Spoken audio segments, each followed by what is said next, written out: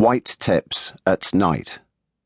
Often described as inoffensive and not aggressive, white-tip reef sharks are the species of shark most often encountered by divers and probably the least often written about. Nighttime at Manuelita Rock. It was dark, very dark. Richard Skepper lowered himself quietly into the inky black water with his video camera safe inside its marine housing. At what seemed to be a very long way below him, he could see a dim green glow. He dropped through emptiness, slowly rotating round as he went. The beams of his video lamps picked up nothing but plankton and the occasional jellyfish, and although powerful, were blocked by the foggy underwater conditions. No fish were evident. He headed towards that green glow. As he got closer, he could see it was the light of another diver who had entered the water before him. He was hovering over a seabed of coral rubble, rocks and sand, and looking at a large green turtle that he had disturbed from its slumbers. It stared back, bleary-eyed, into the beam of his light. It was lying on the sand, not moving. Both divers then became aware that all around them were hundreds of pairs of white eyes, glinting hungrily from the darkness. A pack of wolves? No, these were the subaquatic equivalent. Hordes of sharks revving up for a night of frantic hunting. Something was about to die. No wonder all the fish had gone into hiding. This was not a safe place for the small and vulnerable. Only a few large, evil-looking blackjacks flitted excitedly in and out of their lamp beams. It seemed that they were goading the sharks into action in the hope of picking off some unfortunate prey that might escape the throng. The lights attracted other animals now.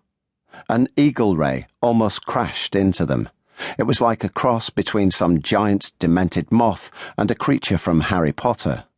More than a metre, 3 foot wide, the divers got a flash of its white underbody and black top with spots. It flapped its wings and returned into the darkness as quickly as it came. The two divers swam slowly together at 18 metres, 58 foot deep.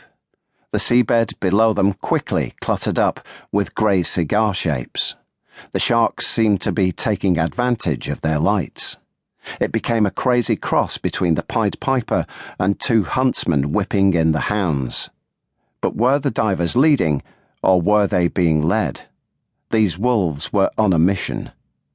More sharks joined the hunt. They hugged the bottom, checking every cluster of rocks. No hiding place went unexamined. The seabed, now lit in joint pools of light, was solid with grey bodies, purposefully moving as one, and with one intention: the destruction of the weak and ill, and any small creature unfortunate enough to cross their path.